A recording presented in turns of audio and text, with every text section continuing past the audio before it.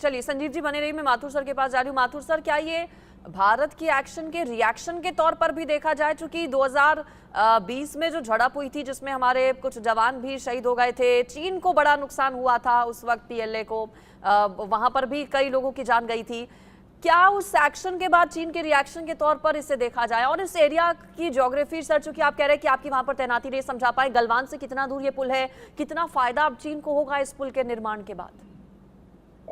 देखो अंजलि, मैं आपको एक बात बताता हूँ। देखिए, ये जो तभी एक रिएक्शन भी हम कह सकते हैं, क्योंकि आप ये देखिए, ये रिएक्शन 2020 का ही नहीं था। चाइना को पहली बार झटका इंडिया ने 2017 में दिया था डोकलाम में। उसके बाद हमने उनको झटका, और बड़ा गहरा झटका, गलवान में। उसके बाद उन्होंने अरुणाचल में प्रयास किया, वहां और भी बड़ा झटका उन्होंने दिया। तो अब आप देखिए कि उनको ये इस बात का ज्ञान पूरा है कि भारतीय सेना के साथ डायरेक्ट फिजिकल कॉन्फ्रंटेशन में उन्हें कोई खास लाभ होने वाला नहीं है, जब तक कि वो अपनी बिल्डअप कैपेबिलिटी, अपनी जो लॉजिस्टिक्स कैपेबिलिटी को बहुत ज्यादा बढ़ा नहीं ले। मैं आप खास तौर पे, मैंने एक चाइना का मैप पीछे लगाया हुआ है, और मैं एक थोड़ा सा आपको स्टेटमेंट देना चाहता हूं कि हमको भी अब देखिए परेशानी क्या होगी अगर आप चाइना से जितने भी कॉन्फ्रंटेशन हैं, चाहे वो पॉलिटिकल हो, चाहे वो डिप्लोमेटिक हो, चाहे वो मिलिट्री हो, अपने इलाके में करते रहेंगे, तो चाइना के ऊपर उसका इतना असर नहीं होगा, क्योंकि आप अपने इलाके में लड़ रहे हो, वो जीता तो उसका आप। तो मेरा ये पर्सनल व्यू है, थोड़ा सा खतरनाक व्यू कह सकती हैं आप, कि चाइना जो है, जो ओरिजिनल चाइना है, इस मैप में जो लाल कलर में दिखाई दे रहा है, वो कोई भी देश अपने देश के बीचों बीच बहुत बड़ी दीवार नहीं बनाता। जो ग्रेट वॉल ऑफ चाइना है, उस ग्रेट वॉल ऑफ चाइना के ईस्ट और साउथ और नॉर्थ में चाइना ओरिजिनल असली चाइना है, और बाकी जितना चीन आज की तारीख में है जो नजर आता है, वो सारा उनकी हेजमनिस्टिक, उनके विस्तारवाद की वजह से है। अब हमको ये प्रयास करना चाहिए कि हम उनकी इस नीति का जवाब इसी कूटनीति से दें। इसका उदाहरण आप एक देख सकती हैं। पहला, जब नैन्सी पेलोसी इंडिया आई, जब उन्होंने वो धर्मशाला नहीं, उन्होंने इस दलाई लामा के साथ एक इवेंट किया, उस इवेंट के पीछे तिब्बत का नक्शा लगा हुआ था। उसके बाद नैन्सी पेलोसी को प्रधानमंत्री ने ऑडियंस दिया। इस एक एक्शन से प्रधानमंत्री ने वन चाइना पॉलिसी को एक कोने में डंप कर दिया। इस एक एक्शन से उन्होंने तिब्बत के इशू को दोबारा अलाइव कर दिया। अगर ये जो चाइना की खिलाफत है ये तिब्बत में होगी, तो आप देखिए किस प्रकार उसका रिएक्शन देखिए। उसके अगले दिन शी जिनपिंग खुद एक उसमें मंदिर में गए, वहां पर जाके फिर चाइना का जो माउथ पीस है ग्लोबल टाइम्स, उन्होंने कहना शुरू कर दिया कि भारत के साथ रिलेशनशिप को रिव्यू करना चाहिए, हमें को बहुत चीजें सीखनी है, ये करना है, वो करना है। इस एक एक्शन से ये दो तीन चीजें बहुत बड़ी हुई, जिसकी वजह से चाइना को चोट पहुंची। लेकिन हम पुल की बात दोबारा करते हैं, तो मेरा यह मानना है कि इसको हमको इन चीजों को एक्टिव करना पड़ेगा पूरे अपने लाइक माइंडेड लोगों के साथ, चाहे वो क्वाड हो, यूएस हो, उइगर मुस्लिम का हो, या मंगोलिया हो, या मंचूरिया हो, ये तमाम चीजें उन्होंने ऑक्यूपाई करी हुई है, और इनके फॉल्ट लाइंस हैं। अगर हम उन फॉल्ट लाइंस को आइडेंटिफाई करेंगे तो मुझे लगता है कि हम इनके ऊपर गहरी चोट पहुंचा सकते हैं। और एक कठिन शब्द अंजलि में इस्तेमाल करूंगा, balkanization of China is a possibility. हमको उसके ऊपर काम करने की आवश्यकता है। ठीक है संजीव जी, चीन की तरफ से किसी भी तरह के दुस्साहस से निपटने के लिए क्या हम भारतीय सेना पूरे तरीके से तैयार है, आपको लगता है? या फिर जैसा कि माथुर सर कह रहे हैं कि अभी और जरूरत है तैयारी करने की, चूंकि चीन के लिए कहा जाता है कि वो बहुत बड़ा चालबाज है, और ये चालबाजी का ही नतीजा है कि पुल का निर्माण भी वो पूरा कर चुका है, जिससे मजबूती उसे मिलेगी। अब ऐसे में हम क्या तैयार हैं? बिल्कुल हम तैयार हैं, और आज का ये जो नया भारत है उसका अप्रोच भी बिल्कुल अलग है। हम ये जानते हैं कि चाइना एक ऐसा राष्ट्र है कि जो कि शक्ति के सामने तो वो सिर झुकाता है, लेकिन वो कमजोरियों को एक्सप्लॉइट करने से नहीं चूकता। उसकी जो रणनीतिक थिंकिंग है, जिसमें कि वो सुंजू की फिलॉसफी पर चलते हैं कि कोई भी युद्ध का सबसे अच्छा आउटकम ये हो सकता है कि युद्ध बिना लड़े हुए ही जीत लिया जाए, और इसके लिए इनमीज को अंदर से, एडवर्सरीज को कमजोर करो, खोखला करो, स्पाइना सर्विलांस और हर तरीके की जो सबवर्सिव एक्टिविटीज हैं वो करो। तो चाइना की जो पूरी स्ट्रेटेजिक थिंकिंग है उसमें डिसेप्शन यानी धोखा देना, जिसको मैं चर्चा कर रहा था, वो उसका इंटीग्रल पार्ट है। और सबसे अच्छी बात है कि आज का नया भारत इस बात को अच्छी तरह से समझता है, और पूरा अंतर्राष्ट्रीय समुदाय जो लोकतांत्रिक विश्व है वो भी इस बात को समझ रहा है। भारत अपनी पोजीशन ऑफ स्ट्रेंथ को, अपने डिप्लॉयमेंट्स को लगातार सशक्त और मजबूत बना रहा है। नए वेपन सिस्टम जो हमने राफेल फाइटर जेट्स लिए, अन्य जो वेपन सिस्टम्स हैं उनको भी हम लगातार वहां पर डिप्लॉय कर रहे हैं। साथ ही साथ जो सबसे बड़ा जो अच्छा काम भारत ने किया है 2014 के बाद से, वो है बॉर्डर एरियाज का इंफ्रास्ट्रक्चर डेवलपमेंट को तेज गति से टाइम बाउंड मैनर में आगे बढ़ाना। तो इससे जो है भारत की जो पोजीशन ऑफ स्ट्रेंथ और अधिक मजबूत हुई है, और भारत चाइना को मुंहतोड़ जवाब देने के लिए हर तरीके की कैपेबिलिटी, रिसोर्सेस और बेसिस रखता है। तीसरा, इंटरनेशनल कोलैबोरेशन जो भारत उससे संलग्न हुआ है, चाहे वो क्वाड का इनिशिएटिव हो, क्वाड प्लस का भी आइडिया है, जो हमारे आसियान के साथ जो संपर्क है। अभी पिछले वर्ष हमने आसियान के साथ मिलिट्री एक्सरसाइजेस भी कंडक्ट करना शुरू किया है। हम अपने शिप्स के ऑपरेशनल डिप्लॉयमेंट्स को भी साउथ चाइना सी में अब करने लगे हैं। और जाहिर है कि चाइना यदि किसी तरीके की हिमाकत करता है तो चाइना को भारत के मल्टीपल फ्रंट से जवाब दे सकता है। लैंड एरियाज पे तो हम उसको घेर सकते हैं, सी के एरिया भी, मलक्का स्टेट वगैरह में भी हम उसको ब्लॉक कर सकते हैं। और चाइना का जो मलक्का डिलेमा जिसकी हम हमेशा चर्चा करते हैं, वो बहुत ही उसके लिए एक परेशानी का कारण रहता है, और वो परेशानी उसकी बहुत बढ़ सकती है यदि उसने कभी कोई भारत के विरुद्ध हिमाकत की। और आज के समय में यदि अंजलि जी देखें तो इसी तरीके की जो तैयारियां हैं, इसी तरीके का जो पोजीशन ऑफ स्ट्रेंथ को डेवलप करने की जो पूरी प्लानिंग है, वो ताइवान भी कर रहा है, यूनाइटेड स्टेट्स ऑफ अमेरिका भी कर रहा है, जापान भी कर रहा है। साउथ चाइना सी के जो राष्ट्र, वो चाइना की जो विस्तारवादी उपनिवेशवादी प्रवृत्तियों से ग्रसित रहते हैं, प्रभावित रहते हैं, हरास्ट रहते हैं, वो भी ऐसी तैयारियां कर रहे हैं। तो चाइना के मंसूबे खतरनाक हैं, और चाइना अति महत्वाकांक्षी भी, हम जानते हैं शी जिनपिंग की महत्वाकांक्षा ये है कि वो पूरे विश्व पर शासन करें।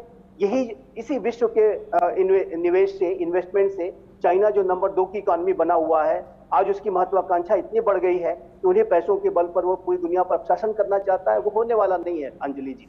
और आज का जो भारत है, आज की जो दुनिया है, वो चाइना को डील करने के लिए अपने आप को तैयार कर रही है। बिल्कुल, चीन का मुकाबला करने के लिए भारत की जो अप्रोच है, जिसका जिक्र संजीव जी ने किया, भारतीय सैनिक भी पूरे तरीके से तैयार हैं, स्ट्रैटेजी भारत की भी पूरे तरीके से साफ है, और मंसूबों में अपने चीन कामयाब नहीं हो पाएगा, ये तो जरूर साफ है माथुर सर, चूंकि इंफ्रास्ट्रक्चर वहां पर भारत की ओर से भी मजबूत किया जा रहा है। भले ही चीन ने इस पुल का निर्माण कर लिया हो ये सोचकर कि उसकी पीपल्स लिबरेशन आर्मी को मदद मिलेगी, लेकिन इंफ्रास्ट्रक्चर जो भारत की ओर से वहां पर तैयार किया जा रहा है, मैं चाहूंगी उसके बारे में भी आप बताइए माथुर सर। देखिए, पिछले एक दशक में कहूंगा, उससे वहां पर हमने दोनों जगह पर, आप देखिए, सिर्फ ईस्टर्न लद्दाख की बात ना करें, जब हम चीन की बात कर रहे हैं तो हमें ईस्टर्न लद्दाख का इलाका देखना पड़ेगा, और अरुणाचल प्रदेश का इलाका देखना पड़ेगा, और सिक्किम का इलाका देखना पड़ेगा। तो ये देखिए, तीनों जगह पर जो बॉर्डर रोड ऑर्गेनाइजेशंस की मदद से जिस प्रकार से हमने इंफ्रास्ट्रक्चर डेवलप किया है, वो एक बहुत सराहनीय तरीके से और बहुत तेजी के साथ इंफ्रास्ट्रक्चर डेवलप हुआ है। और ये मैं बता दूं अंजलि, आपने जो कहा था थोड़ी देर पहले, उसको मैं रिपीट करना चाहूंगा।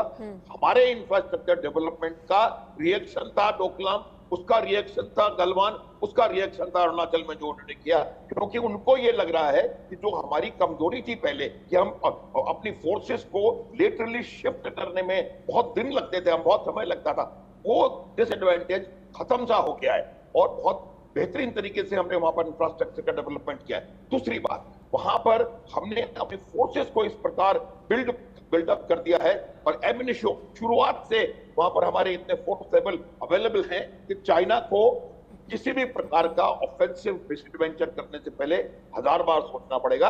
आज की तारीख में, आज की लीडरशिप की वजह से, आज की सेना की वजह से, उसके लिए कोई भी ऑफेंसिव मनूवर, मिसएडवेंचर कहीं भी संभव नहीं है। उन्होंने प्रयास करके देखा, तीनों बार धोखी खाई है, तो अब वो इस प्रकार से दबाव डाल रहे, 3 तरीके से वो अपना, उनका जो बेसिक वॉर फाइटिंग फिलॉसफी है, वो 3 साइकोलॉजिकल वॉरफेयर, मीडिया वॉरफेयर या इंफॉर्मेशन वॉरफेयर और लीगल वॉर। वो लीगल वॉरफेयर को भी इस प्रकार से करते हैं कि वो कोई 50,000 साल पुराना एक नक्शा दिखा देंगे, वो कहेंगे कि भाई लद्दाख हमारा है या ये हमारा है, वो हमारा है, एंड देन वो, तो ये 3 तरीकों से जब वो लड़ाई लड़ते हैं, संजीव जी कह रहे थे, उनकी एकमात्र फिलॉसफी ये है कि win without fighting a war. और इस वजह से आप देखिएगा, लेकिन आपके चैनल के माध्यम से आपके दर्शकों को मैं बता देना चाहता हूं कि जिस तेजी और जिस सक्षमता के साथ हमने अपना मिलिट्री बिल्डअप किया है, इंफ्रास्ट्रक्चरल बिल्डअप किया है तीनों इलाकों में, उससे चाइना को बेहद परेशानी है। और ये जो एक्शंस आपको नजर आ रहे हैं, ये उसकी वजह से हो रहे हैं। सेना तैयार है, बिल्कुल। हमारा सैन्य ढांचा भी पूरे तरीके से वहां पर मजबूत है। इंफ्रास्ट्रक्चर डेवलपमेंट भारत की ओर से भी वहां पर पूरे तरीके से अपना मजबूत किया गया है पिछले कुछ सालों में। लेकिन पीएलए को कितनी मदद मिलेगी संजीव जी इस पुल के निर्माण के बाद? और फिंगर 4 तक भारत भी चूंकि अपनी सड़क बना रहा है, ऐसे में किसी भी तरीके से कम नहीं आंका जा सकता।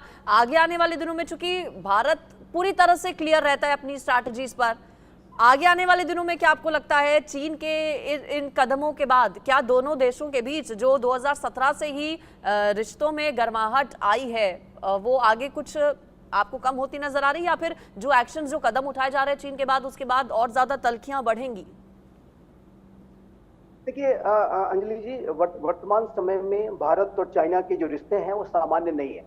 और ये जो रिश्ते हैं इसके बारे में हमारे जो चाहे वो विदेश मंत्री श्री एस जयशंकर हो, चाहे वो रक्षा मंत्री श्री राजनाथ सिंह जी हो, या स्वयं भारत के प्रधानमंत्री श्री नरेंद्र मोदी ने इस बात को समय समय पर स्पष्ट किया है कि चाइना सीमा पर इनकर्जन की स्थितियां करना और व्यापार करना ये साथ साथ नहीं चल सकता। ये जो संबंध है ये तब तक सामान्य नहीं होंगे जब तक कि चाइना जो रिमेनिंग इश्यूज हैं, जैसे कि मैं कह रहा था कि पैगोंग त्सो में तो उन्होंने डिसएंगेज कर लिया था, लेकिन जो अन्य जो इलाके हैं डेमचौक और देपसांग के जो इलाके हैं वहां पर स्थितियां अभी भी असामान्य नहीं है। और वो जो स्टेटस को है वो जब तक उसको चाइना बहाली की दिशा में concrete steps on the ground लेकर के नहीं दिखाएगा तब तक ये संबंध सामान्य नहीं होंगे।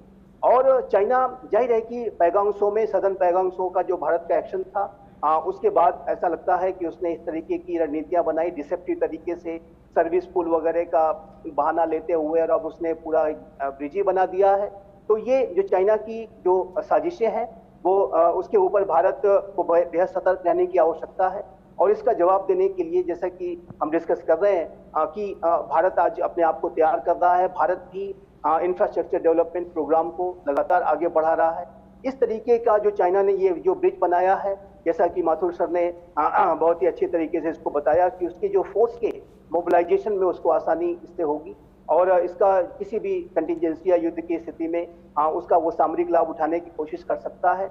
और इसी वजह से भारत को भी लगातार चाइना की ऐसी गतिविधियों को ध्यान में रखते हुए अपने जो इंफ्रास्ट्रक्चर डेवलपमेंट को, ताकि हमारी फोर्स का अगर कोई मोबिलाइजेशन जहां कहीं भी करना हो उसमें आसानी हो, इसके लिए भारत अपने आप को तैयार कर रहा है। जैसा कि आप जानते हैं, चाहे वो सड़कें हो, चाहे वो ब्रिजेस हो, टनल्स हो, भारत लगातार तैयार कर रहा है। चाहे वो सर्दी के समय में भी जब बर्फ जम जाती है उस समय भी किस तरह का फोर्स का मोबिलाइजेशन करना है, वो इत्यादि सारी स्थितियों को ध्यान में रखते हुए भारत चाइना के फ्रंट पर अपने तैयारियों को लगातार सशक्त और मजबूत बना रहा है। हमने जो डिप्लॉयमेंट्स हैं उसको भी लगातार बढ़ाना और अच्छे से अच्छे इक्विपमेंट्स को वहां पर तैनाती दी है। तो ये पूरी स्थिति पर भारत की पैनी नजर है। और जैसा कि हमने डिस्कस किया कि चाइना अपने मंसूबों में कामयाब नहीं हो सकता। आज का जो नया भारत है वो चाइना को बिल्कुल ये न्यू इंडिया है, और चीन भी इस बात को जानता है कि ये नया भारत है और मुंह तोड़ जवाब देना बेहतर तरीके से जानता है। माथुर सर और संजीव जी, आप दोनों का बहुत शुक्रिया चर्चा में शामिल होने के लिए।